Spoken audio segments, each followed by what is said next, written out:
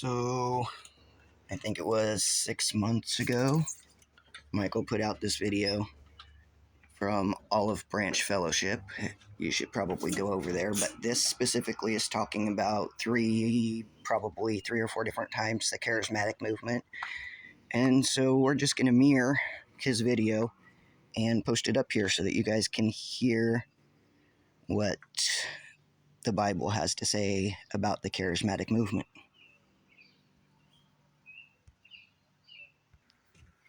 This video is called The Living Word.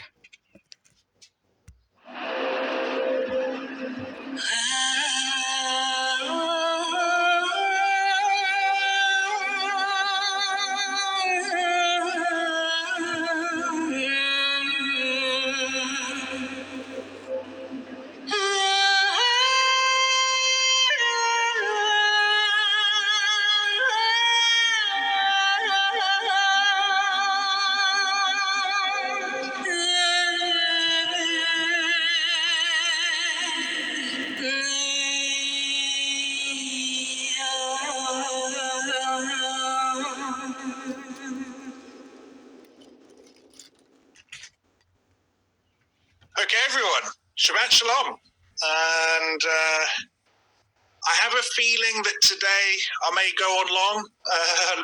So we're just going to get really stuck in really straight away.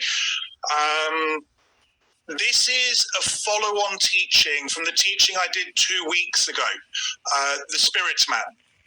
It's going to be a follow-on from that.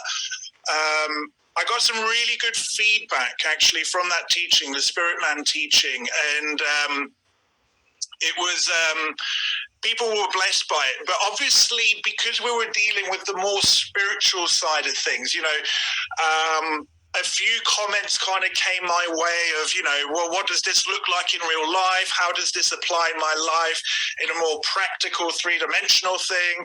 And just some of the discussions I've had over, the last couple of weeks. And the Ruach really led me to this place of, let's focus on the more practical aspect of this Spirit Man teaching. So just for a quick reminder, this is essentially the Spirit Man teaching summed up in one slide.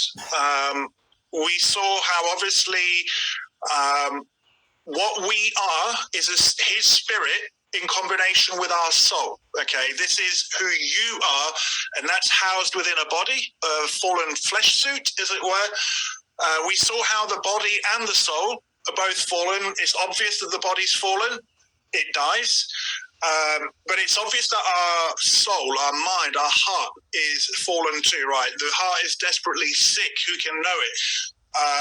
The blood of Messiah cleanses the conscience, okay? Just a quick reminder that the mind, the heart, the soul, the emotions is all the same thing Hebraically. It's all this place here. And we saw that it's at the soul level that the battle between the flesh and the spirit occurs. What will you choose? Is essentially the battle that we are all experiencing. What will you choose? And at this soul level, this is where you have things like the battleground of the mind, matters of the heart. Why do you go about certain things the way you do? Matters of headship, authority, your motives and desires for your actions. This is where it's all wrestled at. And one of the ending notes of the Spirit Man teaching, I said, is that our King gave us discipleship due to our fallen state. Why? Because at this that more intimate place, this is where we can work these things out. And again, I'm going to give some more practical examples today. I'm not going to sit here and give you every possible scenario that I can conjure up in my mind. I'm going to give you principles that are applicable and, should be easy to apply to other things. I also mentioned this, you will only get out of it what you put in. So remember that at the soul level, you have to open yourself up. And, a lot of us have been burnt in the past, so we have to choose who we open up to carefully. but you'll only get out of it what you put in. If you're going to put up the walls, don't expect anything to change, right? So really, that's what we covered last week. So what does this actually look like in 3 dimensions? In this, in this realm, so to speak. This was the verse, and I mentioned this last week, but this is the verse that really kickstarted this this teaching. Hebrews 4:12, for the word of Elohim is living, and the word and sharper than any two-edged sword, cutting through even to the dividing of being and spirit, or soul and spirit, and of joints and marrow, and able to judge the thoughts and intentions of the heart. And there is no creature hidden from his sight, but all are naked and laid bare before the eyes of him with whom is our account. Now, last week we covered this verse just purely to kind of show that there is a difference between the being, the soul, and the spirit, because Hebrews is very clearly saying there's a division between the two.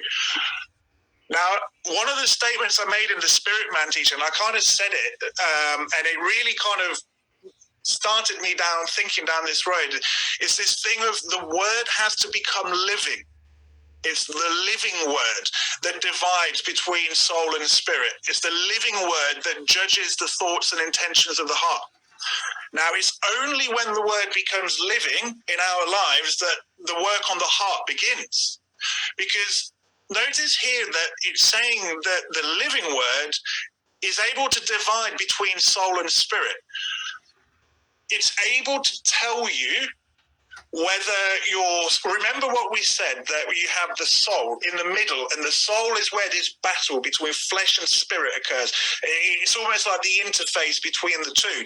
And the word, when it becomes living, will be able to tell whether your being, your soul, is being submitted to the spirit or whether it's being submitted to the flesh, and all the many ways that takes hold. And when the word becomes living, it's actually able to judge the thoughts and intentions of the heart. So again, it's this, what are your motivations? What are your desires? Why do you do certain things? Why do you react certain ways? Why do you put up a wall? Why do you get triggered? On and on and on. But for that to occur, the word has to become living. If it's just ink on a page, it's just ink on a page, right? And this was the verses that got me thinking. Okay, in John chapter 5, I'm going to read 2 verses from this to make the point, but then at the end of the teaching, we're going to come back to the greater context of this teaching, of this passage. John 5:39, you search the scriptures because you think you possess everlasting life in them, and these are the ones that bear witness of me. But you do not desire to come to me in order to possess life. Who was Yeshua aiming this at? If you read up, it's the Pharisees, the scribes, and so forth. So these were very knowledgeable people, probably, I would argue, more knowledgeable than any of us in matters of Torah and the prophets. And Yeshua is saying you search these scriptures because you think that they will bring you life. And he's saying that, look, in modern lingo, he's saying, okay, great, you've got knowledge, you've got the written word, but has it become living? Has it become living? Is the fruit of that knowledge manifesting in your life? And Yeshua is essentially saying, well, I don't think it is. I call your bluff, Pharisees. Why? Because you do not desire to come to me. These scriptures, I am the fulfillment of these scriptures, he's saying. And you're not willing to come to me. So even our king is saying, okay, there's this written word, but it's supposed to do something. There's another step beyond. And again, remember my statement, the word has to become living, okay? In 2 Corinthians 3, so Paul is speaking to the Corinthians here. Are we to begin to recommend ourselves again? Or do we need, as some, letters of recommendation to you or from you? Now, I don't want to get too much into this, but go read the first Corinthians. We find out that Paul says you've got someone in your midst that's got his father's wife. What are you doing still entertaining him? You need to take him out of the congregation so that he comes to repentance, right? And then in 2 Corinthians, you find out actually that this guy has come to repentance, and Paul says, okay, you've dealt out the discipline, bring him back in. You've already been hard enough on him, right? Now, when you understand fellowship dynamics and you've had to go through these things within a wider assembly, sometimes the removal of people calls into question the leader's authority, or people start to doubt, or they start to accuse, all kinds of stuff. So Paul is saying, like, do we need to recommend ourselves to you? Again, do we need some kind of letter of recommendation? So you can see there's been not an attack, but there's been an undermining of Paul's authority to the Corinthians. And I can guarantee you it was because of Paul saying you need to remove this guy. Okay, someone would have got offended. And he says, you are our letter, having been written in our hearts, known and read by all men, making it obvious that you are a letter of Messiah, served by us, written not with ink, but by the Spirit of the living Elohim, not on tablets of stone, but on fleshly tablets of heart. Paul is saying, guys, look in your midst. Look at all the good fruit that's come in the midst under our guidance, right? And again, he's saying, look, we didn't do this. We're just the vessels, and we'll read this as we go on. But Paul's saying, look at the fruit in your lives up until this point. Why do we need to recommend ourselves to you? Now, Paul is making this reference here. We'll get to that. Such trust we have toward Elohim through the Messiah. Not that we are competent in ourselves to reckon any matter as from ourselves, but our competence is from Elohim. So again, any good fruit that's come as a result of Paul and his other people is because of Elohim working through them. He's given the glory where it's due, but again, he was the vessel. So he needs to be given the respect as such. Who also made us competent as servants of a renewed covenant, not of the letter, but of the Spirit. For the letter kills, but the Spirit gives life. Now, this could become a whole teaching in of itself, but notice what Paul, look, when he's talking of the letter, yes, he's talking of the Torah. He's talking of the law. I'm sorry to say this, he is. But Paul is making this distinction, like there's the written word, or the word written on tablets of stone, and then there's the Spirit that gives life, and this is equated to the tablets of the heart. If we just go back here, look, here, you are the letter of Messiah, served by us, written not with ink, but by the Spirit of the living Elohim, not on tablets of stone, but on fleshly tablets of heart. Okay? And then he says the letter kills, but it's the Spirit that gives life. And again, I believe Paul is essentially saying to the Corinthians, look, guys, it's not just about blind obedience or ticking a box with you guys. You've got the fruit of it. The Spirit has been bringing the word to life, and you're reaping the rewards of it. Remember this before you turn against us because of what's gone on in Corinth. Now, Paul is actually referencing Ezekiel 36, right? The tablets of stone, tablets of heart, the Spirit, the renewed covenant. He's actually referencing Ezekiel 36. Let's quickly read 3 verses from Ezekiel 36. This is in the context of the fulfillment of the renewed covenant. I shall sprinkle clean water on you, and you shall be clean. From all your filthiness and from all your idols I cleanse you. And I shall give you a new heart and put a new spirit within you. And I shall take the heart of stone out of your flesh, and I shall give you a heart of flesh, and put my spirit within you. And I shall cause you to walk in my laws and guard my right rulings, and shall do them. So this is what Paul's referencing, and he's saying to the Corinthians, look, you're the evidence. You don't need a letter of recommendation. You're the evidence that Elohim has been working through us. And he's using this as the backdrop for it. Now, even in this passage, I believe it's saying that the Torah will become living through his people. Notice where the Torah is written. It's no longer on tablets of stone, or in modern speak, ink on a page, right? But it's living. Why? Because it's written on the heart. The mouth speaks from the overflow of the heart. Your actions come from the overflow of the heart. And he's saying that once his spirit is in us and the word is written on tablets of heart, well, then the outcome will be that we will walk in his laws and guard his right rulings. This is how the Torah shall go forth from Zion. Okay? It's not like there's going to be tablets of stone sent out to every city. It will become living through the people. Why? Because it's written on the heart. So I bring these passages up to show that the word needs to become living. It's no good having just a Bible in front of you and it's not going in. And I'm not talking within just knowledge here. Now, there is a process to this. In Romans 10:14, how then shall they call on him in whom they have not believed? And how shall they believe in him of whom they have not heard?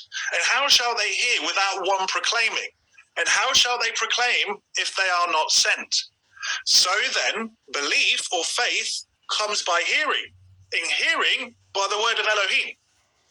It's giving you a three-stage process here. First, you need the written word, right? Because someone needs to have that written word internalized in front of them so they can go and proclaim it, right? So you have the word of Elohim. Then you need to hear it. Now remember that in Hebraic culture, hear and do, shema, right? So like you need to hear and you need to do, which means there's a process that's happened between the hearing and doing. And then once you've heard it and you are doing it, then that becomes faith, okay? Paul's telling you there's a process here. So let's break this process down. Because remember, faith is spiritual. Hearing to Shema, this is happening within your soul level, okay? And the one sent out to proclaim, well, you're hearing that in the flesh, okay? So let's look at this process. So remember we had body, soul, spirit, right? In the body, in the flesh, there's the written word, okay? We hear it, we read it, we talk about it, right? But it's still at that fleshly kind of three-dimensional place, okay? Once we hear the word, once we audibly heard it, then we need to go between this battle between hearing and doing to Shema. It's at the soul level that you wrestle with the word and learn to apply it, okay? Because look, we've all heard the commandment, thou shalt keep the Sabbath, right? You shall have the seventh day set apart. So you've heard the written word.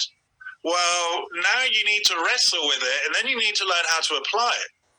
You know, oh no, what am I going to do about my job? Oh no, right, there's this wrestling that goes on. And then it's like, well, how do I keep it? What can I do this? Can I do that, right? So you have this wrestling and application of the word. And once you get and push through that and you overcome, then you get to see the fruit of it. And you get to, and I've put here walking in the spirit, or think of it as walking in newness of life. And I'll give some more concrete examples to make the point. Think of this written word. Remember that the Torah is a shadow of the good matters to come, not the image itself of the matters, as Hebrews would say. So the Torah is a shadow picture. It's knowledge. It's still in that knowledge space, right? Once you read that and you have the knowledge, and then you have to work the matter through. You wrestle with it at the soul level. And once you've wrestled with it, and maybe you've gone and sought some accountability on it, and maybe you've gone to seek for wise counsel, then you learn to apply it. Shema, right? Hear and do. I believe that the wrestling is what occurs between the hearing and the doing. Okay? And the more you do, the more then it becomes evidence of fruit in one's life. Okay, so you see this three-tiered process, and I believe it marries up perfectly with body or flesh, soul, spirit. Right, the keeping Shabbat example. I was just alluding to this a few seconds ago. We've all had to read the Ten Commandments, and we come across commandment number 4, and it says, "You shall keep the Sabbath day holy," or set apart. Some of you really wrestled with that. Okay, you really, really wrestled with that. Now, here's the thing. Was Is it about the keeping the Shabbat holy, or is it what it exposes? And what I mean by that is, so the command is very clear. You shall keep the seventh day set apart. You shall do no work. Well, what does that expose in you? What do you have to wrestle and contend with? Well, I work on Saturdays. What if I lose my job? And if I lose my job, how am I going to pay my bills? And what is that exposing? Do you fear man? Have you made wealth your idol? Oh, but this is when I have my favorite tennis club. I can't give up my tennis club or my football club or whatever it is. Well, what is it exposing? Do you have an idol in your life? So the written word of you shall keep the Sabbath, you then hear that, you wrestle with it, and you apply it. Now, I think it's safe to say most of you tuning in, now you've overcome this stage and you now walk in the Spirit. You're walking in newness of life. You know the blessing of the Sabbath. In fact, you look forward to it. You're counting down the days until the Sabbath, right? Now, here's the thing. Some people will keep the Sabbath, but purely from that. They'll keep it from a place of self-righteousness, right? Well, I keep the Sabbath. I keep the Sabbath, don't you know? I keep it better than you do. Look at how well I switched all my lights off and how well I don't turn on my micro, on and on and on and on, which means that now you're keeping the Sabbath from a fleshly point of view. Well, if it's staying in this realm, what's not occurring? The wrestling, the application. And remember, it's at this place, at the soul level, that the sanctification of the heart occurs. It's at this level where you choose between flesh and spirit. Okay? So the written commandment to keep the Sabbath holy may expose fear of losing your job, lack of trust in Elohim. It may expose that you have an idol in your life, and you have to wrestle with that. And once you overcome that, you now get to walk in newness of life. And not only that, you now then get to pass that on to others. I hope that makes sense.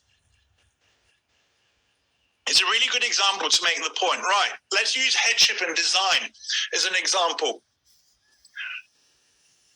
Scripture is pretty clear that the husband is the head of the family, right?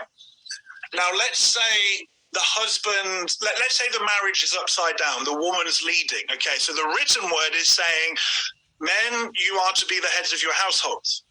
Now, you hear that, and then you have to wrestle with it. Well, why is the marriage upside down? Is it because the husband is shirking his responsibility? Maybe he's too afraid of making mistakes, right? Because if he makes a decision, he understands that his wife and kids will reap the consequences. Maybe he's too scared to make a mistake. Or on the other side of it, maybe he just he wants all the trimmings and blessings of marriage without the responsibility. There's three different things that it could be. Look, there's hundreds and hundreds of reasons why marriage would be upside down. But the written word is exposing something in that marriage. Or maybe the husband has shirked his responsibility, therefore the wife, she's only stepping up because if she doesn't, everybody suffers. You know, there's that side of it. Maybe she is genuinely usurping.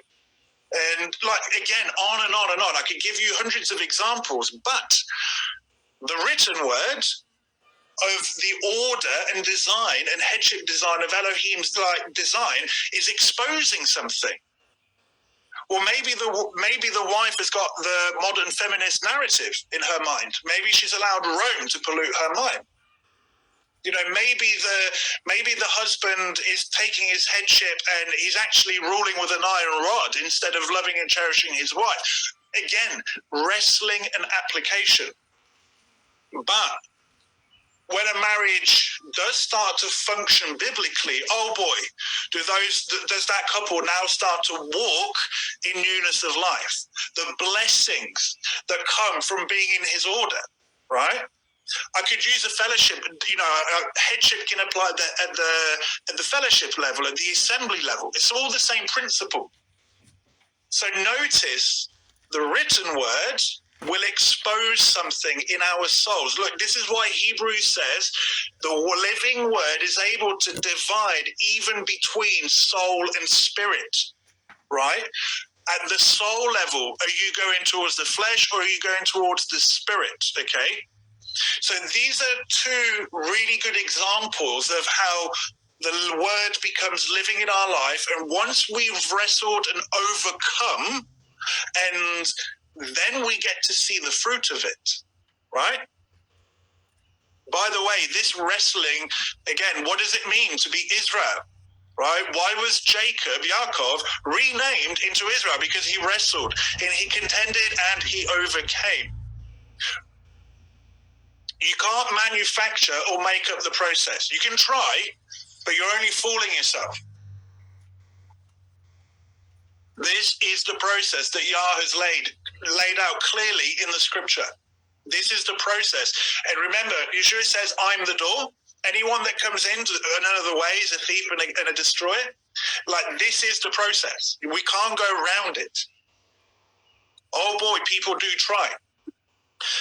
Okay, Elohim's way versus the adversary's way. Elohim's way is there's the written word, and then you wrestle with it, and you overcome, thus becoming Israel, thus you walk in the spirit, thus you walk in newness of life. What the adversary will do is he takes out this section. So I've put here Yeshua's temptation. Yeshua's temptation, or one of them, the final one was, bow down before me and I will give you all the kingdoms of the earth, right? Now here's the thing.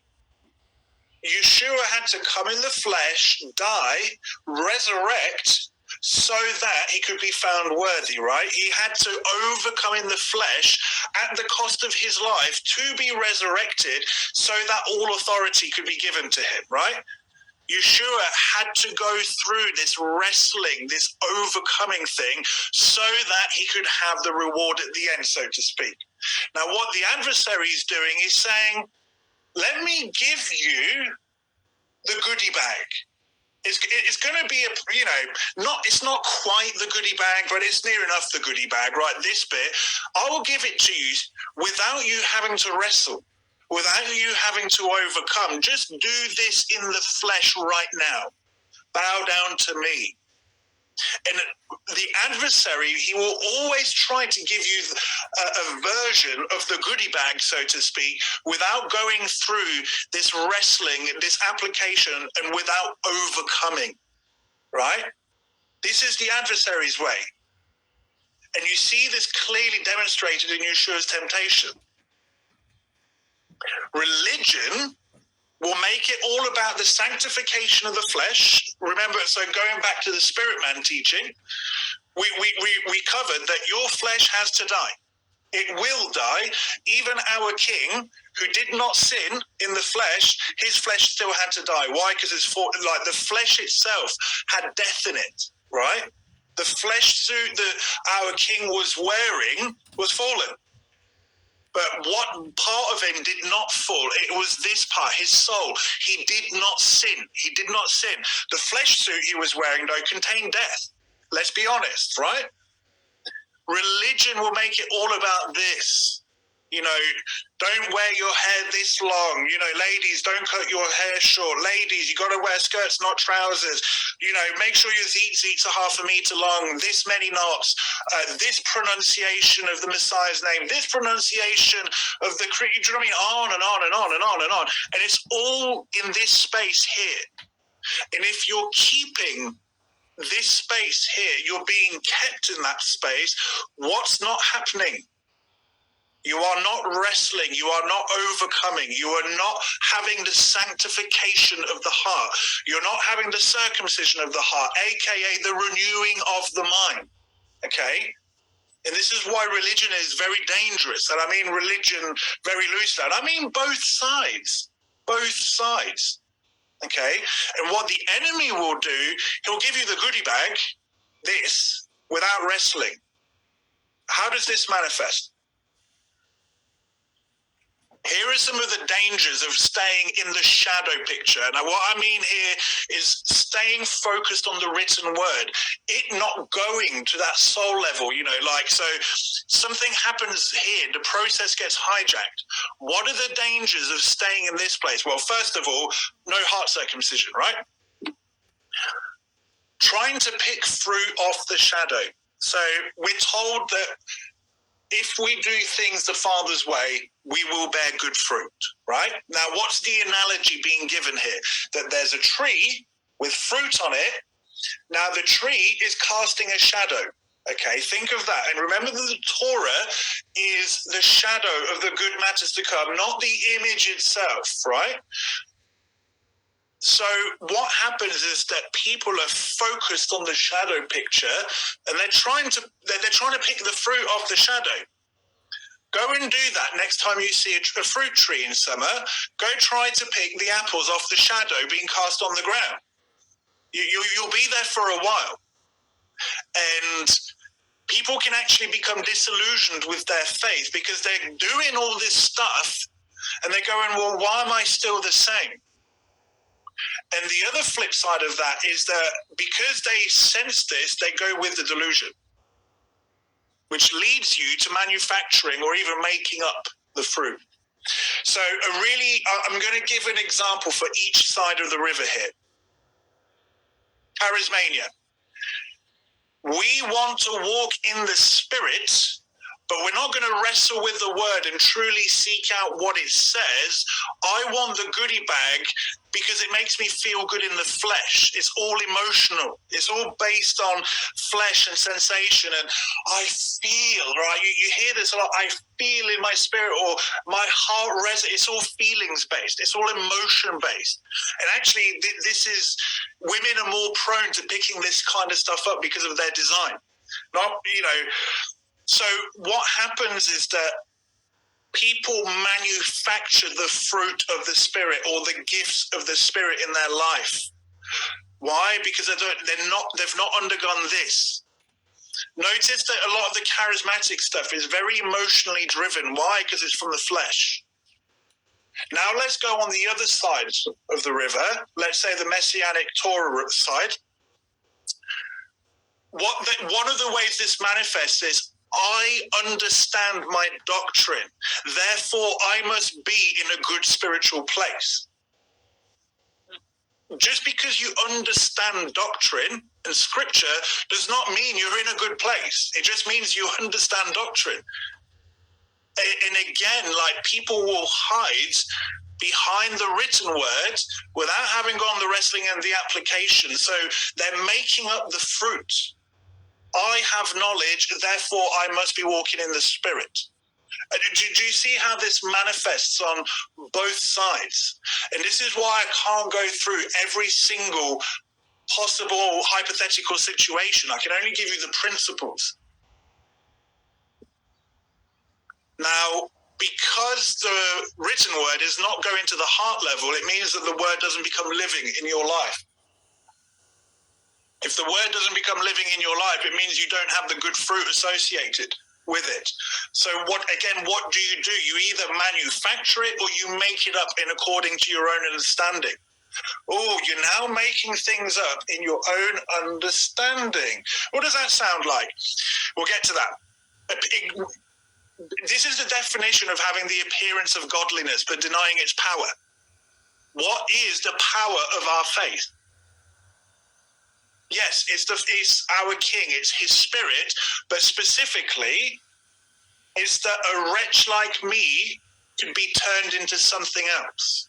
That's the power of the faith. Look, some of us had some very colourful pasts.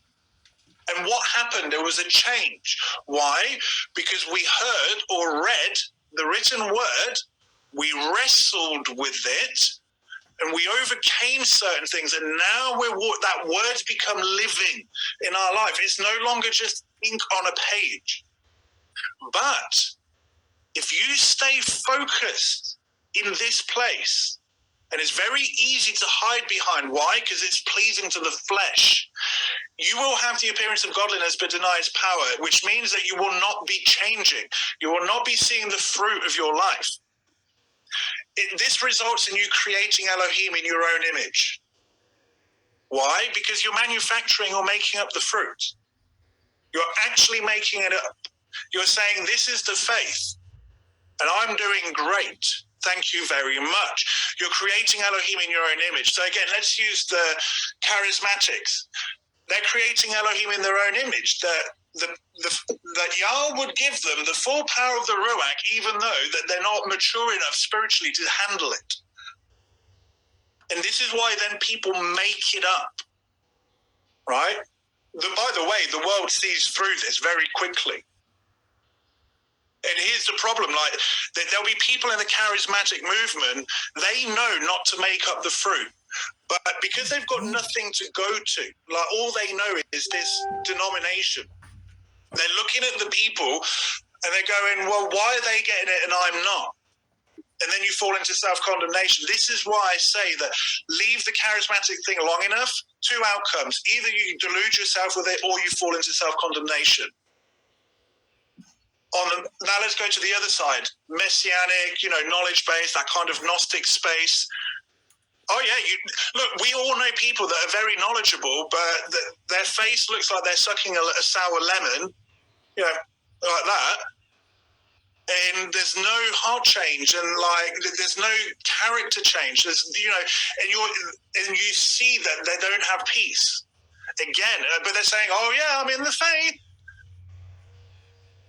What you risk doing is actually bringing Yah's name to naught. You risk bearing his name in vain. Remember that people we're meant to be a light on a hill. People are supposed to look at us and go, wow, what is it that they've got that I don't have? But unfortunately, because religion has kept us in this place, all about the flesh, the world looks in and they go, I'm all right, thank you very much. You don't have anything that I already don't have. And thus, all the bad fruit comes in.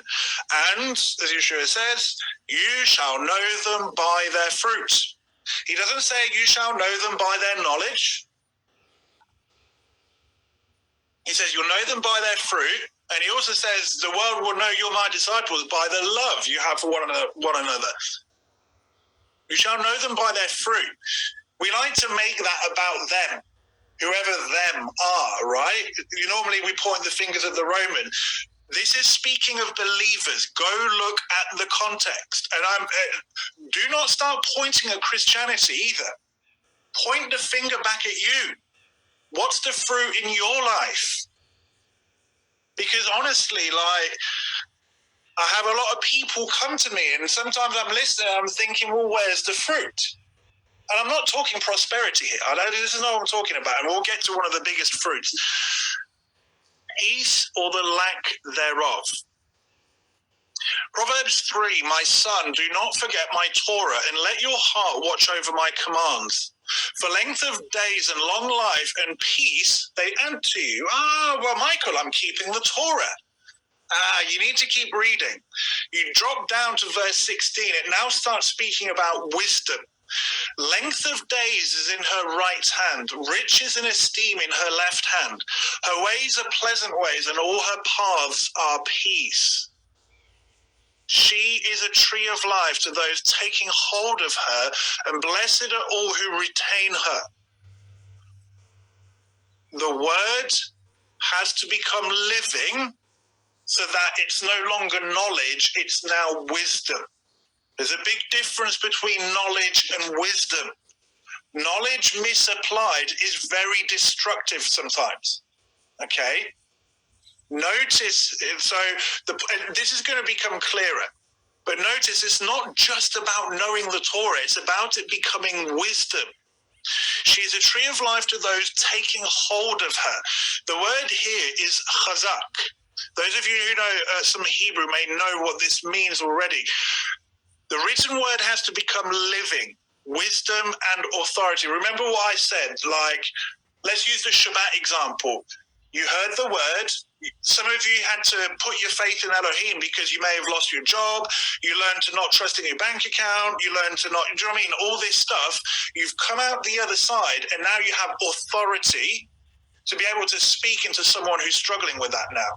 It's not just head knowledge. You can go, brother, sister, I know what you're going through. I know what it's like to worry about your financial situation. I know what it feels like that it's all going to slip away, but have faith, right?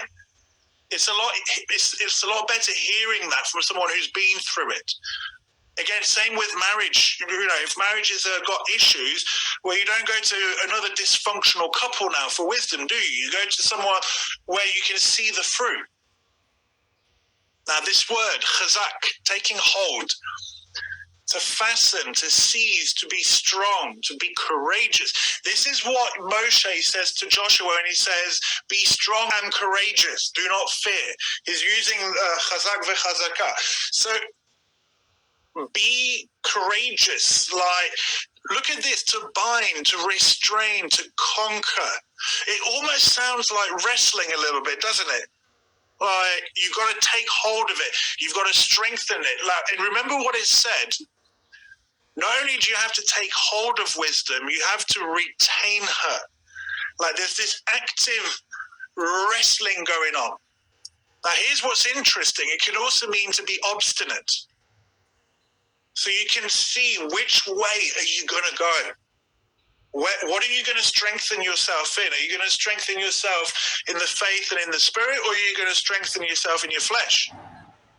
La, la, la, la, la, right?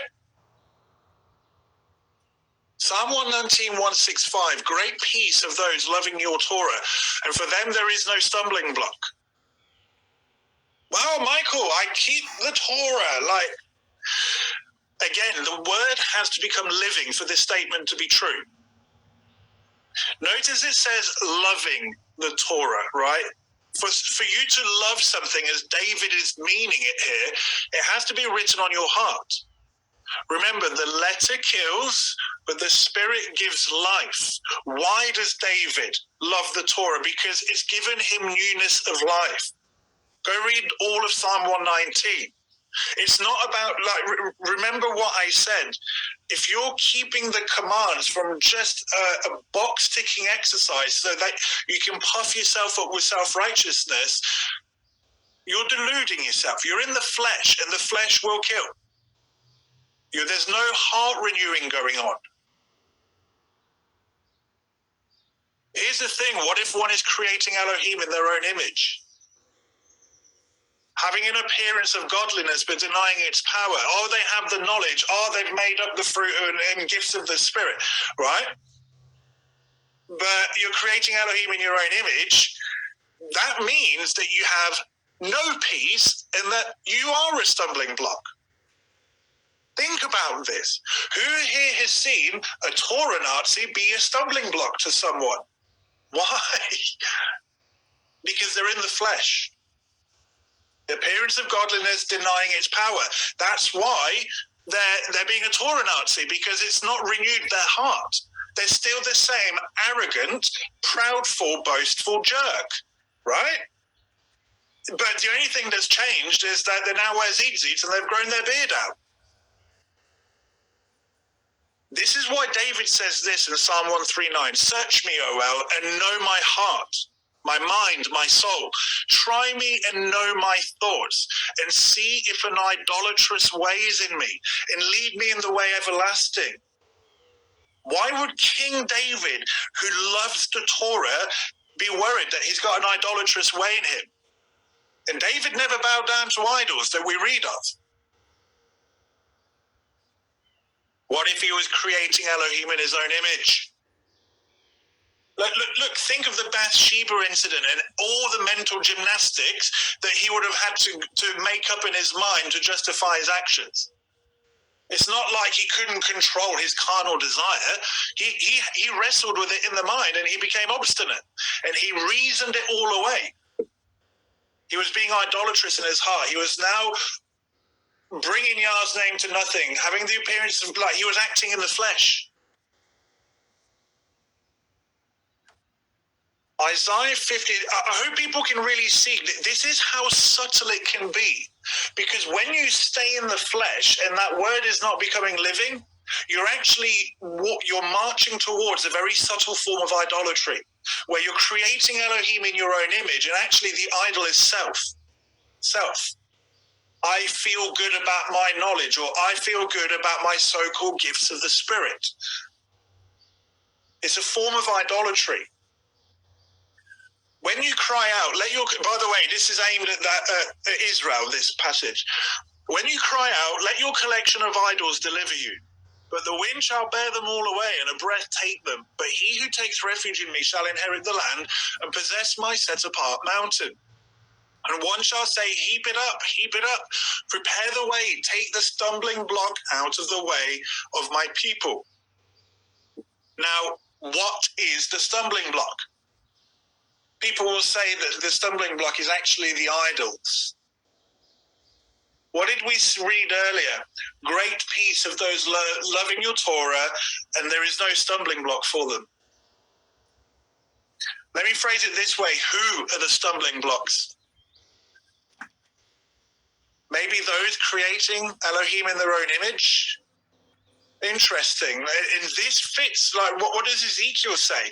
In Ezekiel 20, verse 37, I think it is, there will be a tithe of the flock, and the rebels will be purged from his people. They will be gathered out the nations, but they won't be given an inheritance in the land. Who are the stumbling blocks? Those creating Elohim in their own image. But thus declares the high and exalted one who dwells forever, whose name is set apart. I dwell in the high and set apart place with him who has a bruised and humble spirit, to revive the spirit of the humble and to revive the heart of the bruised ones. You're seeing humility and repentance in these verses. And one of the things of people staying within the flesh, watch it long enough, you will see pride come out. And we'll get to these examples later. You'll actually see a stiff neck, an inability to heed reproof or counsel sometimes as well. For I would not strive forever, nor am I wroth forever, for the spirit will grow faint before me, even the beings I have made. For the crookedness of his unfair gain, I was wroth, and I struck him. He's speaking of Jacob here, Yaakov, Israel. So all 12 tribes. I hid myself and was wroth, and he went on backsliding in the way of his heart. I have seen his ways, but now I heal him, and I lead him and restore comforts to him and to his mourners, creating the fruit of the lips. Peace. Peace to him who is far off, and peace to him who is near, said Jah, and I shall heal him. Now, lips speak from the overflow of the heart. What is the fruit of your lips? And the question here is your heart being sanctified? Is the word going to that place of the soul? And are you wrestling and are you contending with it? Is your heart being circumcised? Is your mind being renewed? It's all the same. These are all metaphors for the same thing going on, this sanctification. Remember, your flesh will not get sanctified. It will be put to death. But your soul, your heart, your mind. Remember, what is Yah clothing? When we die and are resurrected, we're given a new body. So what is it that's making its way out? It's our soul with his spirit. And here Yah is saying, he's contrasting those in idolatry versus those that are bruised and humble and repentant. And that those people, the fruit of their lips is peace. And Yah's going to give it to them, peace. But the wrong are like the troubled sea, for it is unable to rest, and its waters cast up mud and dirt. There is no peace, said my Elohim, for the wrong. And this is one of the biggest giveaways and litmus tests of whether someone is doing their faith in religion in the flesh or not, is this, a lack of peace. It could be physically, like bad fruit, but it can be emotionally. If people are emotionally unstable and they've got no real reason to be. There's something not right. They're unable to rest. Notice here it says it's water cast up mud and dirt.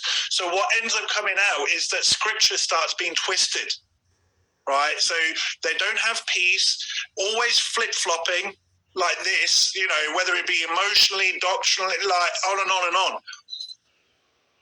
There is no peace for the wrong. So again, what if you're creating Elohim in your own image? What if you're staying in that fleshly place and it's not becoming living? Do you think you're going to have peace? Absolutely not. And let's keep going. Isaiah 32:13, weeds and thorn bushes come over the ground of my people indeed. What do thorn bushes represent in the parable of the sower? The thorns. The cares and worries of this life. Now, people automatically go to the cars, the bank account, the riches. Yeah, that's part of it. How about the need to be accepted by men? How about the glory of men, people's opinion of you, the need to be right? Where does all this come from? It comes from self. It comes from the flesh, the cares of this world. Why is it that people try to climb the social ladder? Because they want to be loved and accepted by men. Weeds and thorn bushes cover the ground of my people, the cares of this life. Indeed, over all the houses of joy, the city of revelry. For the palace is abandoned, the crowded city deserted. Hill and watchtower serve as caves forever, a joy of wild donkeys, a pasture of flocks. Until the Spirit is poured out upon us from on high. And the wilderness shall become a garden land, and the garden land be reckoned as a forest. Then right ruling shall dwell in the wilderness, and righteousness remain in the garden land. Now listen to this. The work of righteousness shall be peace, and the service of righteousness be rest and safety forever. It's telling you that peace comes through work and service. The work of righteousness, the service of righteousness. This is what brings peace. And my people shall dwell in a home of peace and in safe dwellings and in undisturbed resting places. Even when hail shall fall, felling the forest, and the city be brought low in humiliation. Blessed are you who sow besides all waters, who send out the foot of the ox and the donkey. It's by no accident that verse 20 is in the context of verse 17. The work of righteousness, the service of righteousness. Look, blessed are you who sow beside. The man who meditates on his Torah day and night shall be like a tree planted by the rivers of water, bearing fruit in due season. Sending out the foot of the ox and the donkey. What language is this? It's the tilling of the ground. It's the tilling of the ground. Work and service of righteousness, tilling of the ground. And this is why you have people out there that are remaining in the flesh, or they've not overcome at that soul level, and then go and try and help others. Oh, but I need to serve other people. You're dangerous. Until you've overcome, you are dangerous. You're broken. That's not a slight. It just is. At one point, I was broken. I hope you look. I'm now in a position where I can serve others. I wasn't quite a few years ago. I just wasn't. But I've grown to a place where the Father can go, you know what? And Michael, you're holding yourself accountable. You're not doing this out of my design, Now I can have it, but there's people and I get it. We want to help. We want to do this. But if we've not tilled the ground of our hearts and overcome, and we're now seeing the fruit of the Spirit in that, we're not ready to help people. There's always going to be someone that's and again, this is the danger of making up the fruit. Or not having had someone gone before you, and then you're just left to make it up according to your own leavened understanding.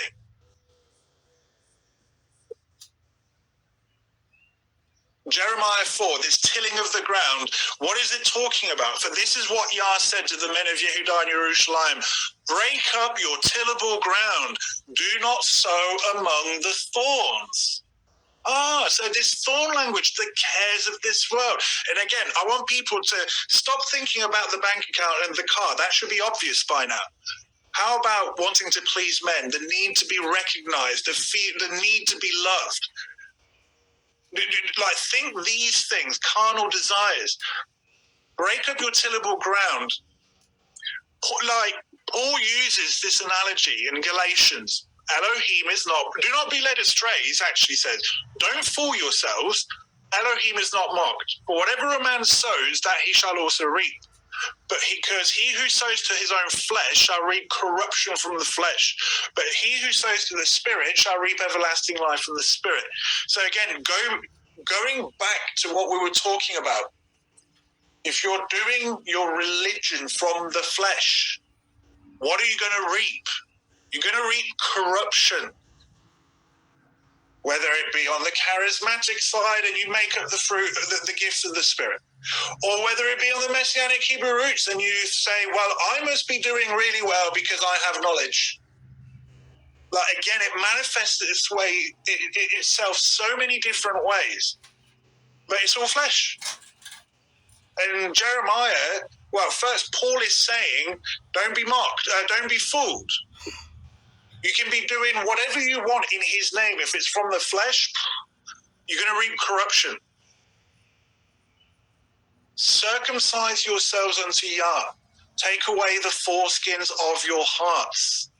Notice that the sowing among thorns and the cares, like he's saying, look, circumcise your heart, renew your mind, sanctify this. Like, it's the same thing.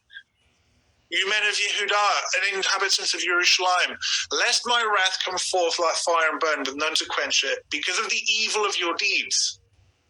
And again, this is one of the, let's keep going. O Jerusalem, wash your heart from evil and be saved. Till when would your wicked thoughts remain within you? Go figure. Heart circumcision is an Old Testament concept. Who'd have thought it, right? Why? Because they were sowing among thorns. So, what are the dangers of walking in the flesh? What are the dangers of trying to live out religion as opposed to faith? What's the dangers of making up the fruit? Obviously, you start creating Elohim in your own image. Well, here's the problem with that. Their idols, the silver and gold, are the work of men's hands, okay? They have mouths, but they do not speak. They have eyes, but they do not see.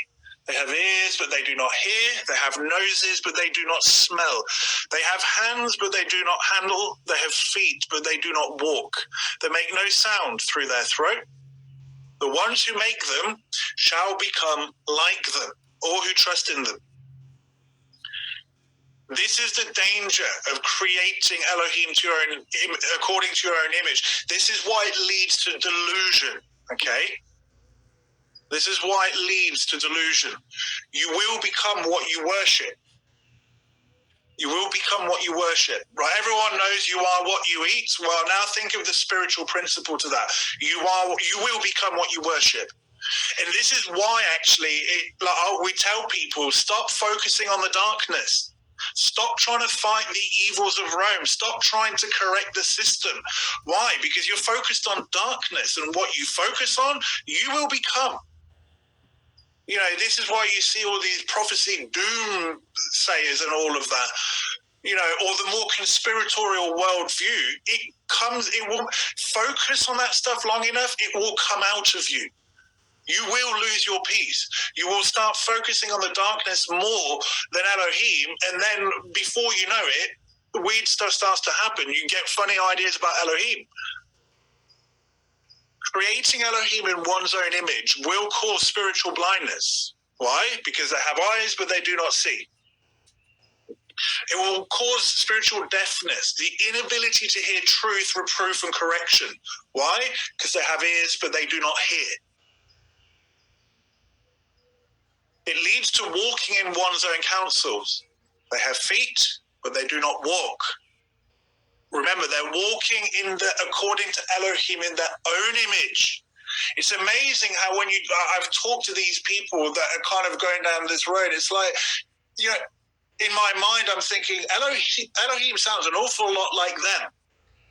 That's not like, sometimes I listen to people and my wife and I will talk, and it's like, that's not the Elohim we know. That's not Elohim. So who is it? What is it?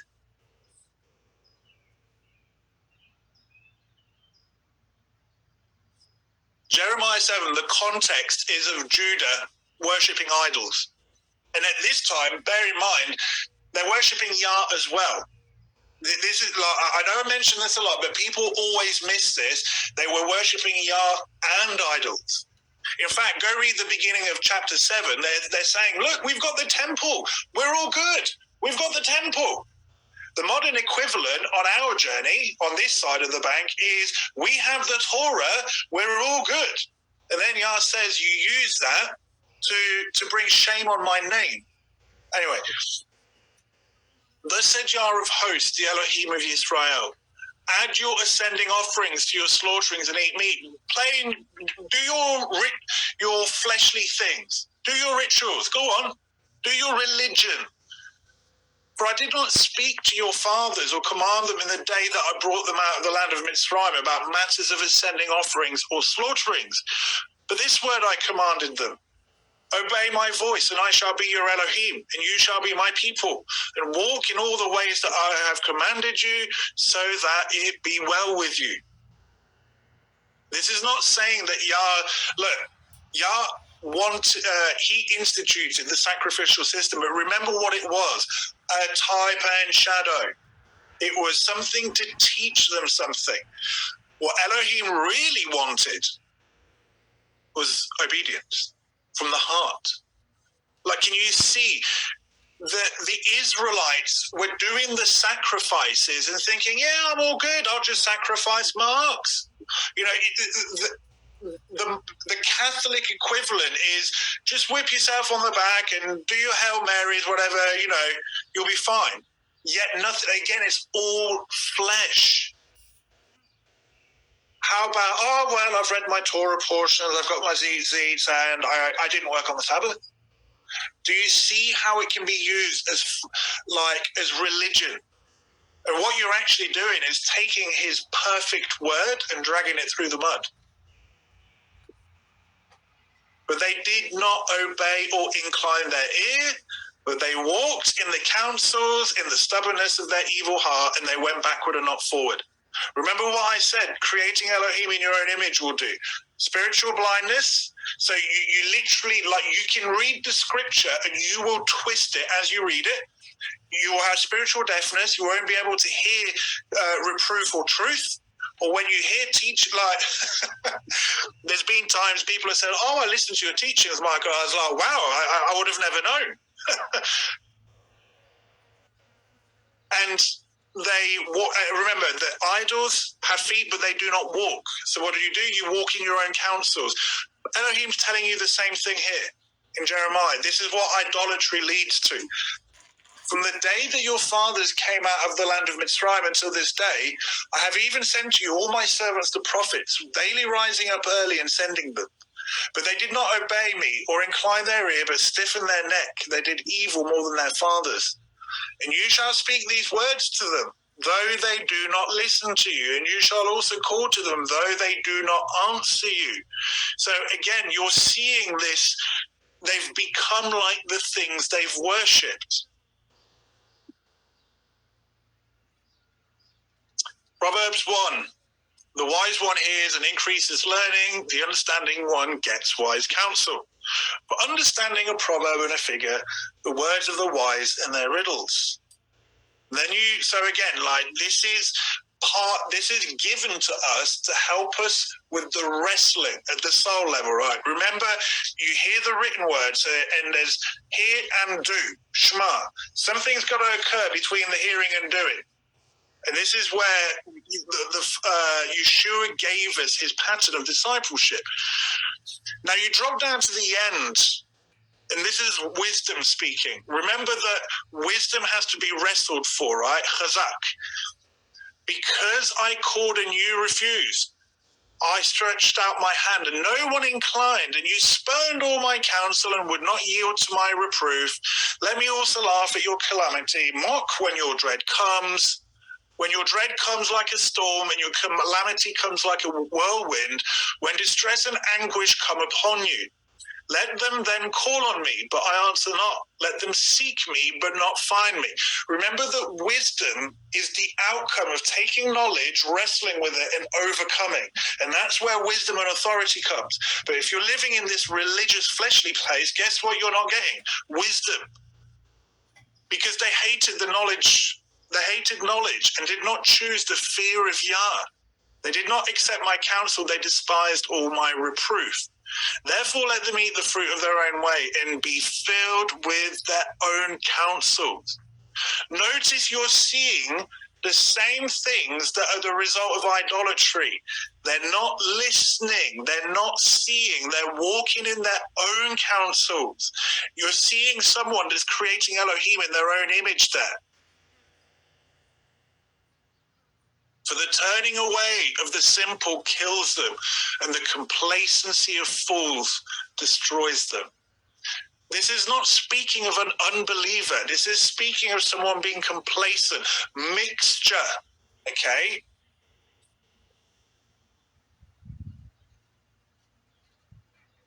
Proverbs 5:1, my son, listen to my wisdom, incline your ear to my understanding.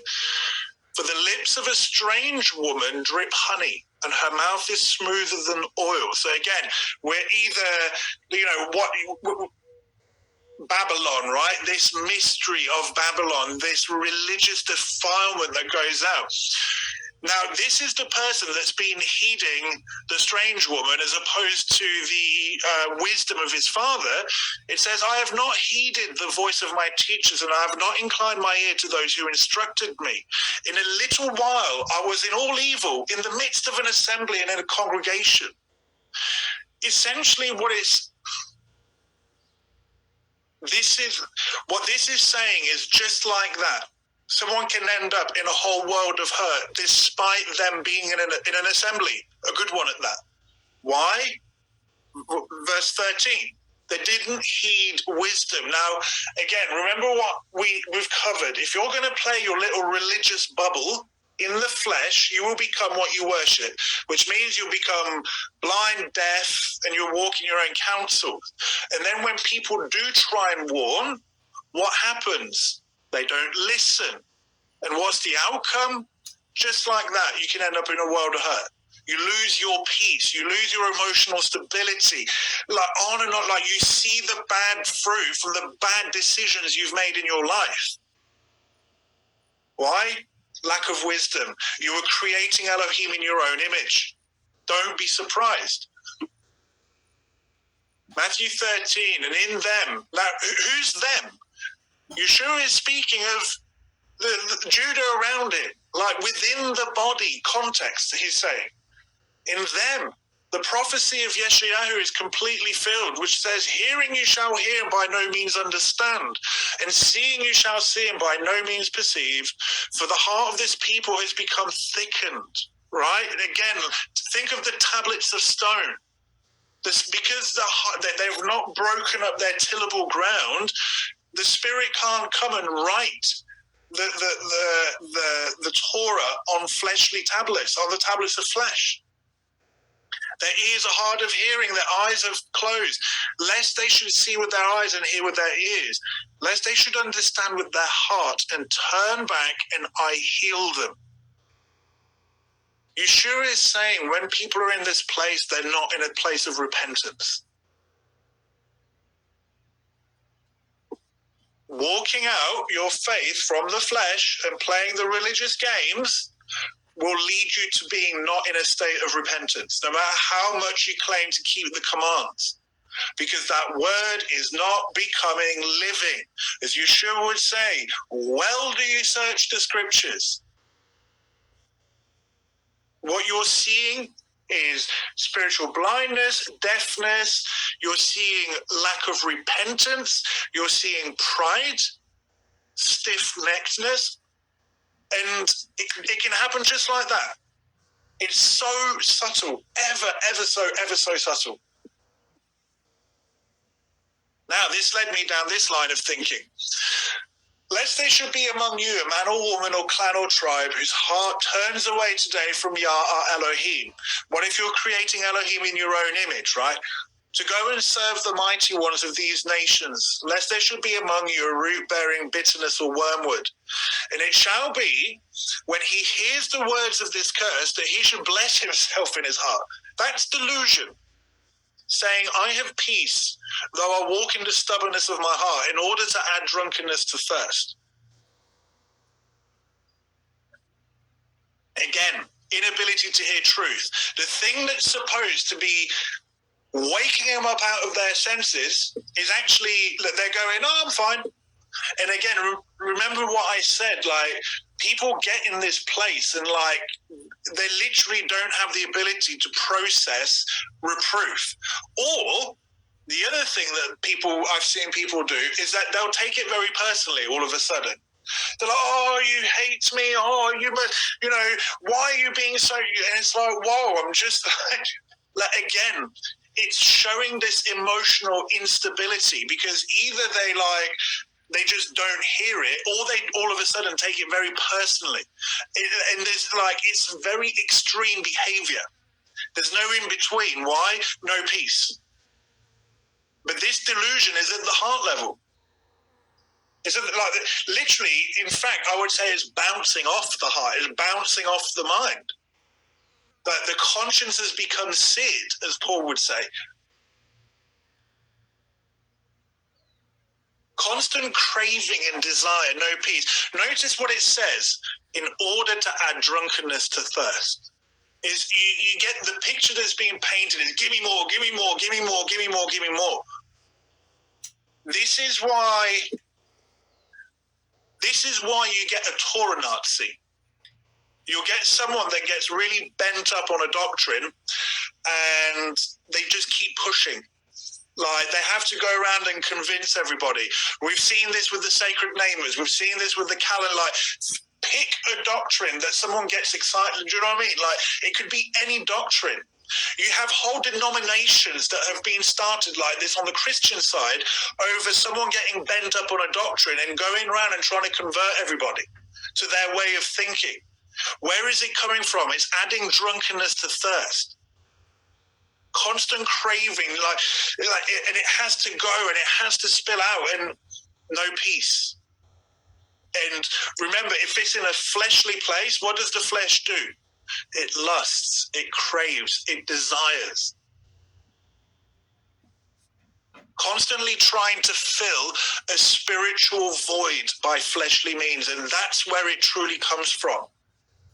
They're trying to fill a spiritual void by fleshly means, which means that deep down inside, if they were to be honest with themselves, they know something's wrong, but they will not humble themselves to either accept reproof or, counsel, or they won't humble themselves to go through the wrestling at the soul stage, which is difficult, and realize that maybe they've been creating Elohim in their own image. Look, this is the kind of stuff that can completely turn your paradigm around. It can destroy whatever little temple you've fabricated in your mind. And it can be quite traumatic for some people. So, I empathize, but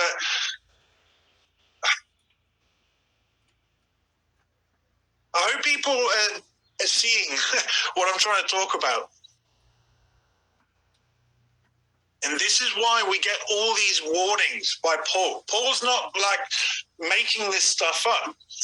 For there shall be a time when they shall not bear sound teaching, but according to their own desires. Again, where are the desires coming from? They're coming from the flesh. They shall heap up for themselves teachers tickling the ear.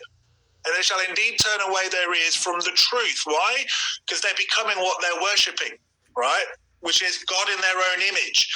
And be turned aside to myths, right? What is it that these people are desiring? read this. What is it that the people are actually desiring? They're desiring teachings. They're desiring spiritual food, but it has to please them. Can you see the delusion? They're trying to fill a spiritual void by fleshly means, but they want something that agrees with them. It's according to their own desire. Think back to what I was saying. What do the thorns represent? The cares of this world. And I said, put the cars and the bank accounts aside. How about the need to be right? The need to be accepted, and to be accepted at any cost. Right? Look, we all want to be loved. I get that. But at what point does it actually start to affect our behavior? These people they want something spiritual, but they want it to agree with them, which means they're creating it in their own image. These people, they actually desire and crave self-confirmation and self-validation for their position. Why? Because deep down inside, there's no peace. So they have to continually seek validation. Again, this is why you see it in the charismatic movement. They have to go and, I cast thee out, devil, and you need to be more spiritual. It's about how many people they can get to stand airy-fairy babbling. Why? Because they need confirmation that their delusion is truth. And this is why you see it now. Let's go on the Messianic Hebrew root side. People will get bent up on a doctrine and they have to force it up. Why? Self-confirmation, self-validation. Why? Because there's no peace. And this comes from, technically it's one thing, but I've broken it down into pride and self-worth issues. Self-worth issues are pride, but I talk about there's pride that is puffed up and arrogant, right? Oh, look at me. And then on the other side of the spectrum of pride is self-worth, self-condemnation. Oh, I need to be right. Oh, I'm not good. That's all coming from pride. It's all self, right? And that you get this spectrum of pride. One is arrogant, one is self, me, mopey. And throughout that spectrum, this is why people crave this. Like, they need confirmation and validation for their position. Again, I must be spiritual if I've got the same so-called gifts of the Spirit as them. I must be spiritual if I have all this knowledge. I must be doing well in my walk if A, B, and C. And you peel back away these layers and you realize that actually these people have no peace. They're emotionally unstable, on and on. Why? Because the word's not become living. It really is that simple. They've stayed in that fleshly place. And man, does it manifest some amazing ways. Look, to go at the soul level, to really wrestle with it, to contend, it's hard. It is hard. Why? Because of our flesh. Who here has found that the more they grow spiritually, the easier it is to heed reproof and counsel? And then every now and then, when the Father's doing quite a bit of circumcision, then we're like, oh. But who has noticed that? Why? Because your mind is being renewed. And the more you walk by the Spirit, the more you overcome, the more you want that in your life, no matter the cost. 2 Timothy 3, again, having a form of godliness but denying its power, turn away from these. For among them are those who creep into households and captivate silly women loaded down with sins, led away by various lusts. Look, when you see silly women, think spiritually vulnerable. The word actually in the Greek is foolish woman. Now, according to Proverbs, what is someone who's foolish? Someone that has no accountability, no counsel in their life, no wise counsel. Someone who is complacent, right? That's all that Paul is saying. Someone that's spiritually vulnerable. Now, The people that have a form of godliness deny its power. Remember what we've been covering. These people will have a lack of peace. And what they do, they have to go around and get people to agree with them. Why? Paul's telling you that this is the fruit of it. Why? Because there's no peace. They seek validation and confirmation of where they're at. Led away by various lusts. What are the lusts or the desires? The need to be loved, the need to be accepted, the need to be right. Always learning, never coming to the knowledge of truth. Again, like staying in that fleshly place. They're staying in the written word, and it's not going to the heart and thus overcoming. Here's the thing. Sometimes people literally do not know. Like they've not been shown a better way. So you need someone to come along and say, look, I've been where you've been before, brother. Having a spiritual appearance but staying in the shadow picture, thus the word not becoming living. Always seeking an ear to satisfy the desire and craving for self-confirmation and self-validation. Again, I see it on both sides and every flavor in between. Every flavor in between. But it's all self. Using religious practice, knowledge, and doctrine as a front. I think most people in this community will have heard me say people that will hide their lack of overcoming behind something. So what I mean by religious practice, again, think in Charismania, you get all this false fruit and gifts of the Spirit. They use that as a front. Not, by the way, they're not 99.99999% of these people literally don't know better. They're deceived, right? They don't know that what they're entertaining is, but again, it's a front. Look, there's going to come a time when naming it and claiming it and washing it in the blood of Jesus isn't going to cut it anymore. There's going to be a lot of people that are going to be really surprised when they name it and claim it. Nothing's going to happen. What do you think is going to happen to their faith? Now let's go to the other side. There's going to be a lot of people that are going to realize soon enough that, they've got all that knowledge, but they're afraid of what's coming upon them. They have no peace. Again, the faith is supposed to change us at the soul level. And it's all a front. And most people don't even know that that's what they're doing. 2 Peter 2, but there shall also come to be false prophets among the people, as also among you. Now listen, among you shall be false teachers, who shall secretly bring in destructive heresies, deny the master who bought them, bring in swift destruction on themselves. So remember that denying the master is not just about denying him with your words. You can deny him with your deeds. And the whole time claim to serve him. Master, master, did we not do all these things in your name? Right?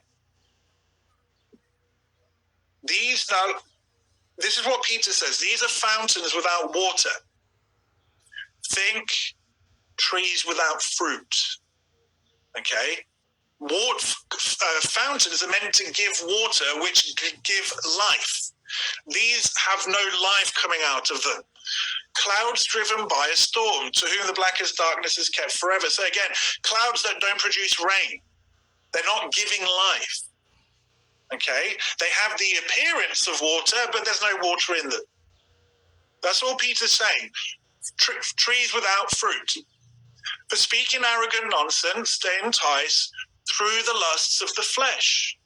Again, think the need to be right, the need to be like this self-validation, this self-confirmation. Through indecencies, the ones who have indeed escaped from those living in delusion, promising them freedom. You see this, right? Again, let's go to the charismatic side. You will overcome in the spirit. You are a warrior for Jesus. Cast the devil out. Promising them free. You have the spiritual authority. Every place that the soles of your feet walk on is yours, right? And then you actually peel through that veneer. Their lives are pretty screwed up. They're just as screwed up as Rome's, sometimes even more so.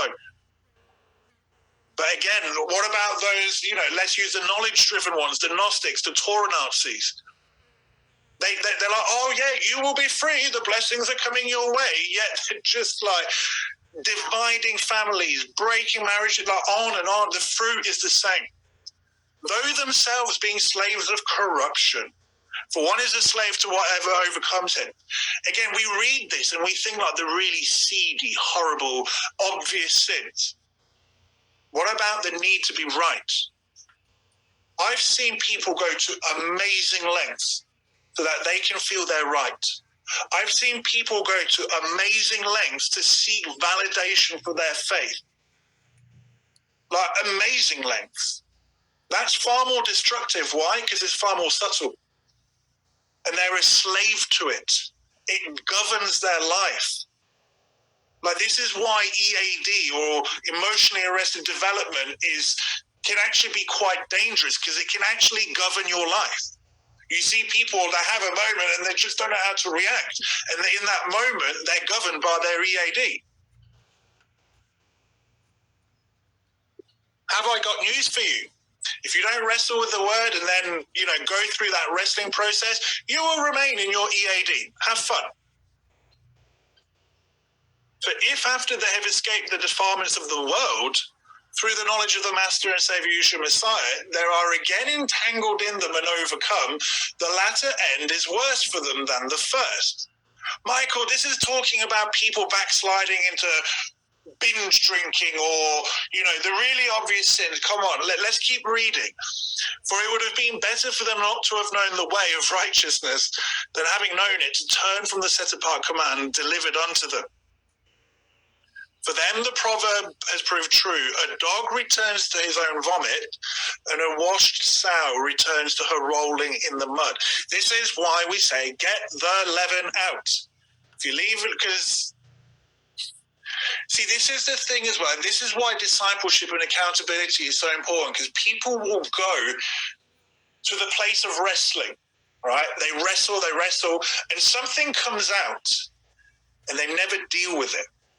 Whoever they're in so-called discipleship with is not equipped, has not seen this before, maybe making it up as they go, and something is brought out and it's never actually dealt with, so it festers, and it's never dealt with.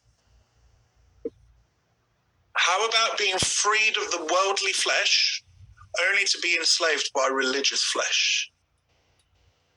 You escape the defilements of the world through the knowledge of Master. So, yeah, you've stopped binge drinking, you've stopped taking drugs, you've stopped sleeping around, you've stopped smoking pot, great, wonderful, but now you're caught up in religion.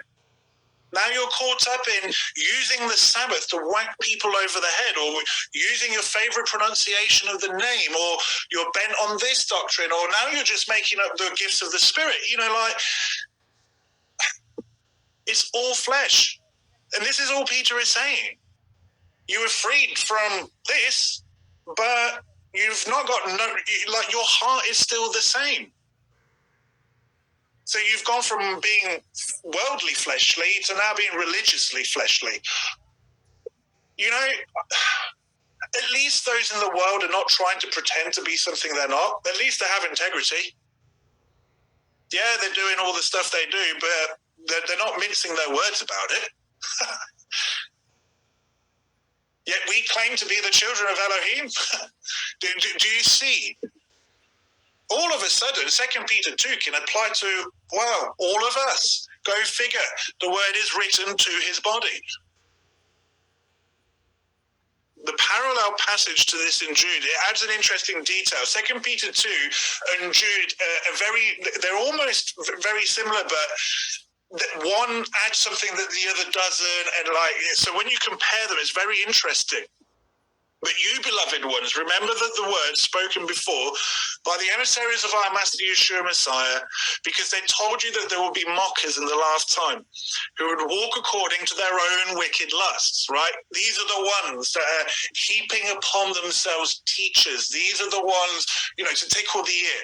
These are the ones that have a form of godliness, deny its power. They creep around seeking an ear, they're in the flesh. These are the ones who cause divisions, not having the Spirit.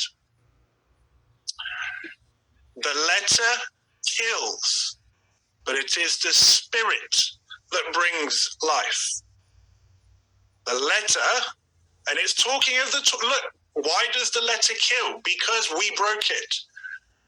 The letter of the law said, you shall not slander your neighbor. I think all of us have been guilty of that. You shall not worship any idols. I'm sorry, but all of us have worshipped an idol in our lives at some point. All of us. The letter kills. It will kill. This is why your flesh has to die. And technically, so does your soul. But what has he given us? A means to undergo the sanctification of the heart.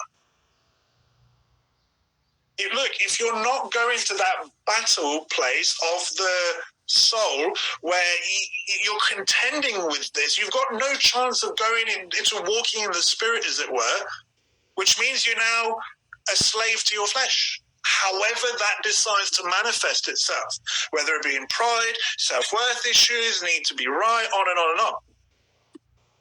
Wicked lusts, pride, desire to be right, seeking validation from men as opposed to Elohim, which means that who are you really worshipping? Self-worth issues or puffing oneself up. Like, people don't see that as a wicked lust. It is. The amount of destructive fruit I've seen from these things. And look, again, I could go on and on and on and on and on. I'm just trying to give people the principles. I have to speak very broadly. By the way, all of us have screwed up on this. All of us. I speak to myself first. Right, let's go back to Yeshua's words. John 5:37, and the Father who sent me, he bore witness of me. You have neither heard his voice at any time nor seen his form. By the way, he's speaking to the religious authorities here. These were people that prayed. These were people that studied the Torah. These were, and Yeshua is saying, you're fooling yourselves, guys. And you do not have his word staying in you because you do not believe him who he sent. Look, guys, a lot of these people have the Torah and the prophets committed to memory. And he's saying his word is not staying in you. He's being highly offensive. You search the scriptures because you think you possess everlasting life in them. And these are the ones that bear witness of me. But you do not desire to come to me in order to possess life. I do not receive esteem from men. Who were they seeking esteem from? Right? They've created Elohim in their own image. Now it's not going into the spiritual or even the wrestling form. They're now making the fruit up. For them, it was knowledge. Knowledge was the fruit. Like, I have all this understanding, therefore I must be doing good. I'm a child of Abraham. Right? And then they were seeking validation from one another. Well, he believes the same as me, therefore I must be right. But I know you, that you do not have the love of Elohim in you. I have come in my Father's name, and you do not receive me. If another comes in his own name, him you would receive. How are you able to believe when you are receiving esteem from one another, and the esteem that is from the only Elohim you do not seek? I believe that it is to the glory of Elohim that some of us are actually undergoing this heart circumcision process. That's the esteem of Elohim I want to seek. That he could take me, the wretched sinner I was, and turn me into something of use. That's the esteem. I don't want the esteem of man. But a lot of us are driven by this, whether we believe it or not. Do not think that I shall accuse you to the Father. There is one who accuses you, Moshe, in whom you have set your expectation. For if you believed Moshe, you would have believed me, since he wrote about me. Notice, Yeshua is only reiterating everything we've just kind of covered, in the sense of, he's saying to the Pharisees, you've made God up in your own image, and now you're reaping the fruit of it, and this is what's going on. Remember what I said, you won't be able to see, you won't be able to hear, and you'll walk in your own counsels. The Pharisees literally couldn't see the prophecies being fulfilled in front of them, the Moedim, the spring Moedim being fulfilled. They couldn't see it. They couldn't hear the reproof that John the Baptist and Yeshua were giving them, and even the people. Even the people were saying, well, he must be the Messiah. They couldn't hear it. And boy, did they walk in their own counsels, to the point where they went and murdered him. They'd made Elohim. They'd remained in the flesh. But if you do not believe his writings, how shall you believe my words? Because you've become deaf, blind, and dumb, spiritually. So, let's start wrapping up. Hopefully this makes more sense now. You know, is the word becoming living? So we hear the written word. Knowledge, yes, look, there is a place where we have to hear the written word, and we have to understand the written word. There's I'm going to say this to all the people that are fairly new to this. It's okay. So it takes time to wrestle and to apply. Right? Again, let's use the Sabbath issue, right? You've all heard that I need to keep the Sabbath. It's going to take a while for you to find out what that is exposing in you. Is it exposing fear? Is it exposing an idol? Is it exposing a lack of trust, right? It takes time. And then when you apply it and you start walking in it, okay, then you get the Spirit. Again, like headship, design of a marriage. It takes time to apply headship and design within a marriage. You don't undo like 20 years of usurping in a day or in a year. Right? So it's okay. We have to be, as children in the faith, we have to go here. He gave us the shadow picture for a reason. The crime is when we remain there. There's people that have been walking this faith out for 15, 20 years, and their life is full of bad fruit. Full of bad fruit. They're still the same person they were before they even, in fact, they're probably, they've got bitter now with it. Now they've added self-righteousness to it. They've added delusion to it. The crime is not coming as a child in this place. The crime is that if you're still there 10 years later, either there's an issue with you or there's an issue with where you're fellowshipping. Because remember, whatever the environment you're in, you should be growing. So there's an accountability, not only on the individual, but is the place you're fellowshipping at actually of Elohim? Is the power of the Ruach actually operating in that place? So it's two-way. Nothing more damaging than a leader in the body in this, staying in the flesh and welcoming however many thousands of denominations. But hopefully this makes more sense. We hear the word, we wrestle with it, and again, discipleship was given to us to help us, equip us at the soul level. Sometimes it's going to take someone that's close to you to say, brother, I know that you don't want to do this, but why? What's actually driving this? Why? What's the real reason you don't want to give up your, what's the real reason you don't want to keep Shabbat? Or let's use the headship thing. Brother, why are you not taking up your headship? Is it fear? Are you lazy?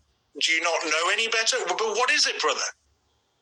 You know, or for a sister to go to another woman and say, why are you not submitting?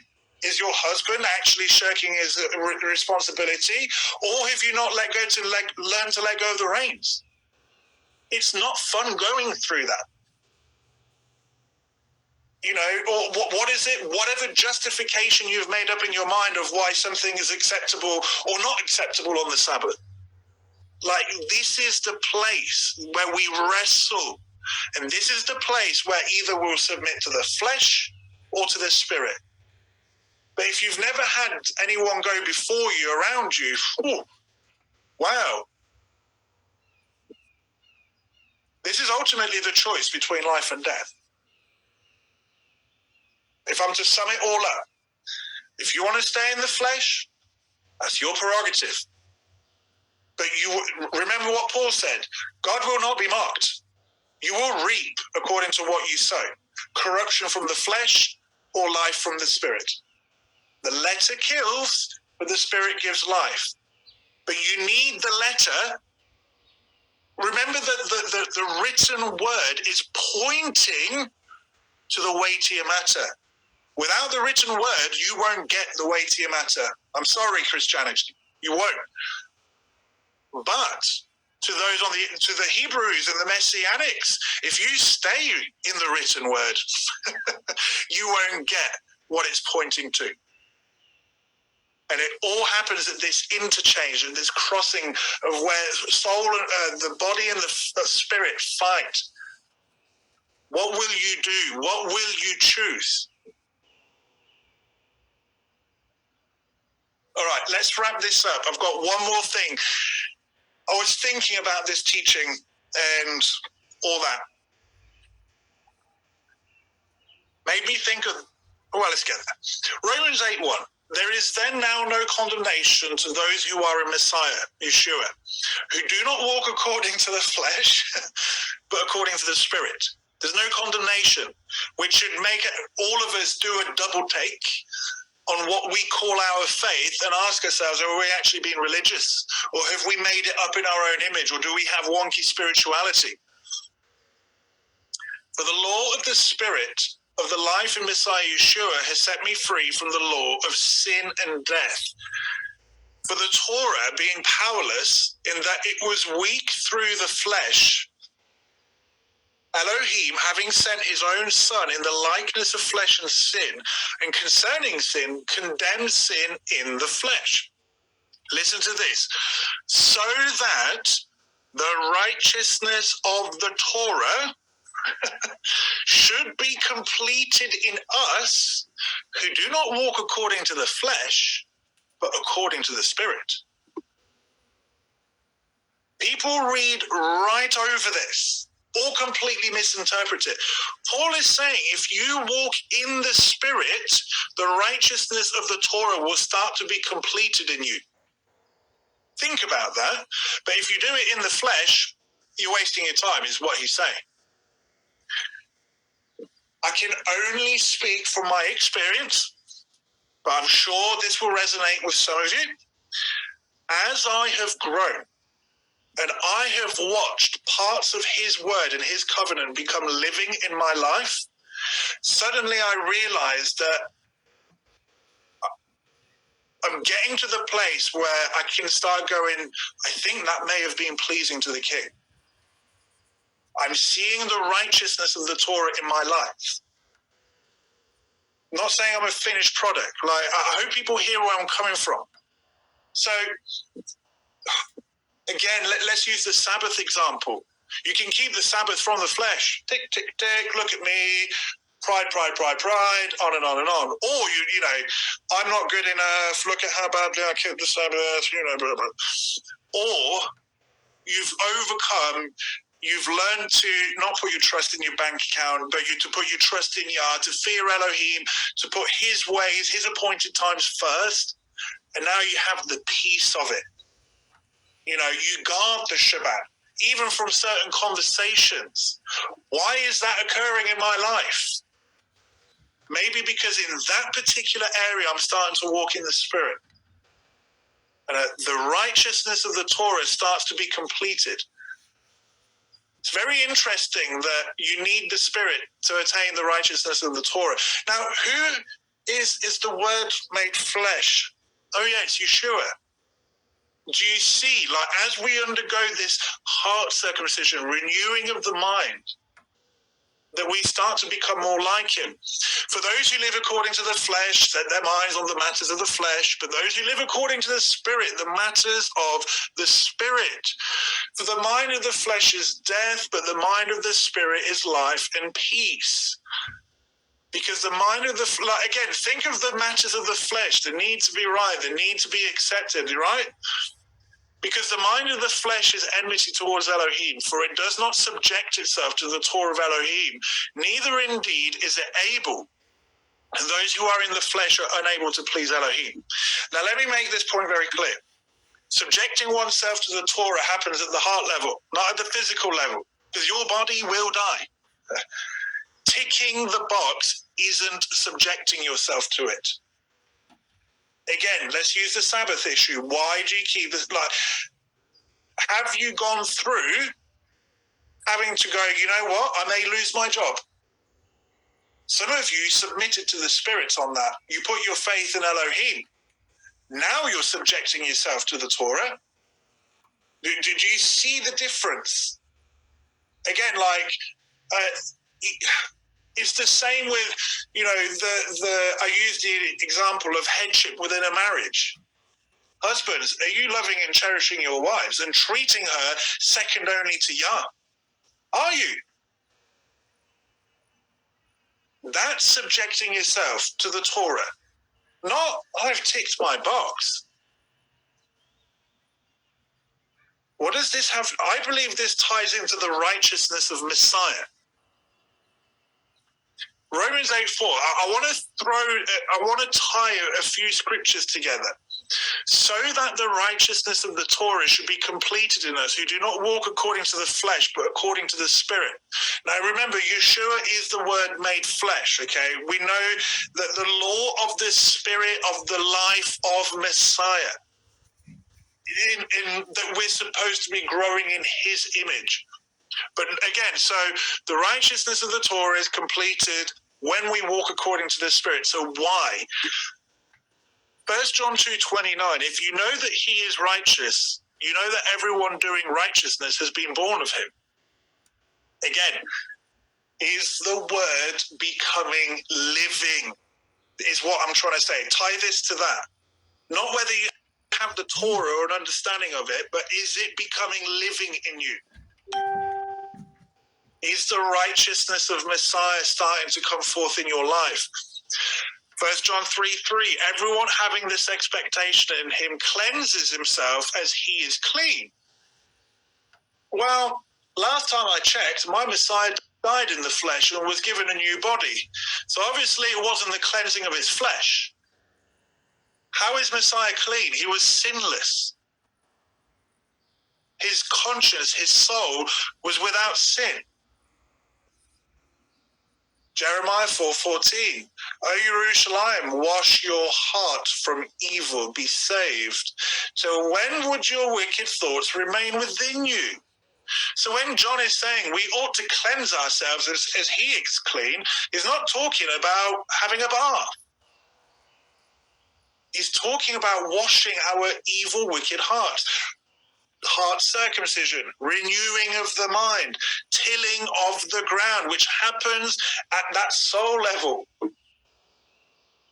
Matthew 23:25-26. Woe to you, scribes and Pharisees, hypocrites, because you clean the outside of the cup and the dish, but inside they're filled with plunder and unrighteousness. Blind Pharisee, first clean the inside of the cup and the dish, so that the outside of them becomes clean too. And again, I mentioned this in the Spirit Man teaching. It's by cleansing the inside of the cup that the direct outcome of that is the outside is clean too. Fix your heart, your actions will soon follow. And it goes back to having the Torah written on your heart. Is it becoming living? Is it becoming living? Look, I can tell my wife up till I'm blue in the face, I love you, darling. I love you, dear. But if I'm sleeping around, do I really love her? Do I? No, it has to come from the inside. Because I love my wife, I don't do all these shenanigans. The fleshly stuff is fixed because my heart is right. Clean the inside of the cup so that the outside is clean too. Matthew 5:20, for I say to you that unless your righteousness exceeds that of the scribes and Pharisees, you shall by no means enter into the reign of the heavens. The Pharisees' righteousness was in the flesh. They'd created their own righteousness. They'd made Elohim in their own image. The word remained written and not living. It was written on tablets of stone and not on tablets of heart. It didn't circumcise on and on and on. It didn't renew their mind. They remained in the flesh. And Yeshua is saying your righteousness needs to be greater than that. It needs to be in the heart. That's where I want to see the righteousness. I believe this is tied to the righteousness of Messiah.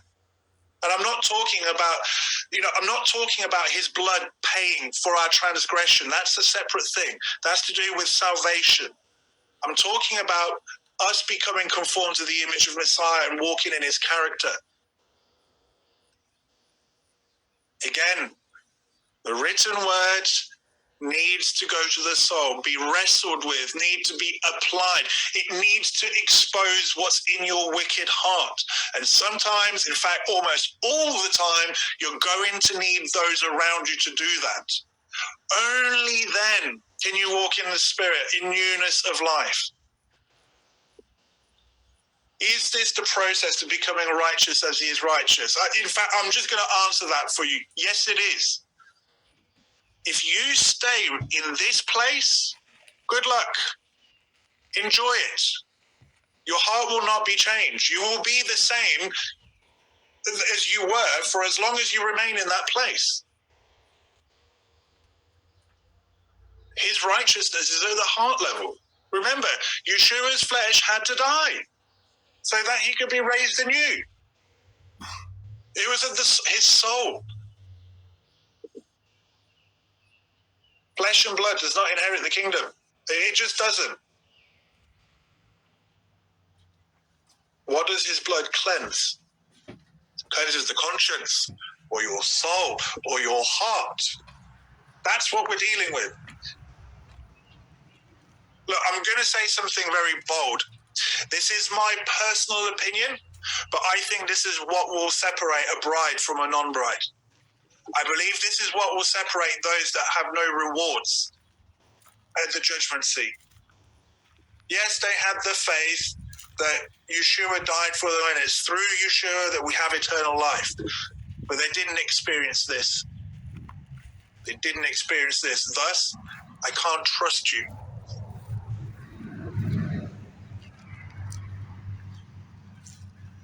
The work of righteousness shall be peace, and the service of righteousness be rest and safety forever. Blessed are you who sow besides all waters, who send out the foot of the ox and the donkey. Tilling of the ground. The work of righteousness, to become righteous as he is righteous, through the sanctification of the heart. Matthew 28:18, and Yeshua came up and spoke to them, saying, all authority has been given to me in heaven and on earth. Therefore go, make taught ones of all the nations. What does he say after that? To teach them all that I have commanded you. And it's not all knowledge. You live it. It becomes living. Again, he's made this a team game. And he, Yeshua, himself gave some as emissaries, some as prophets, some as evangelists, some as shepherds and teachers for the perfecting of the set apart ones, to the work of service, to the building up of the body of the Messiah. Notice this work of righteousness, the service of righteousness. Here Paul's talking about the work of service to the building up of the body of Messiah, until we all come to the unity of the belief. By the way, that doesn't mean agreeing on every point of doctrine. And of the knowledge of the Son of Elohim, to a perfect man, fully developed, fully mature. They've dealt with the EAD. They've had their heart circumcised to the measure of the stature of the completeness of Messiah. These people are walking as Messiah walked. Thus, the righteousness of Messiah is being completed in them. Because they're walking in the Spirit, the righteousness of the Torah is being demonstrated in their lives. So that we should no longer be children. Our king's not going to marry a child bride, tossed and borne about by every wind of teaching, by the trickery of men in cleverness, unto the craftiness of leading astray, but maintaining the truth in love, that we grow up in all respects into him who is the head, Messiah. Look, I know this was a long teaching and there's a lot there. I'm trying to give you the principles of how this works. I don't have the time to go through every possible hypothetical situation, but I've given you the principles of how the word can go from written, you wrestle with it, it exposes things in you, and then you get to choose life or death, flesh or spirit, you know? But here's the thing, my job is not to dot all your I's and cross all your T's, so to speak. This is why the body needs to grow, you know, and so this is why I'm giving you the principles, and hopefully you can apply these in your life. But one thing I will say is that where the places in my life where I have seen the word become living, wow. It's just so powerful. It's life-changing. It really, and who can change the hearts of men but the Creator, the one who created us in the first place? And my desire is that we move from the flesh and we wrestle with it. And again, I really want to give an encouragement, especially to those that are new and kind of starting out. We all start in the flesh. We all start in the written word. We all have to start there. He's given that to us to point to something. But may we grow that we don't remain there. May we grow so that we can give that unto others, so that the body of Messiah can grow into him, the head. Amen?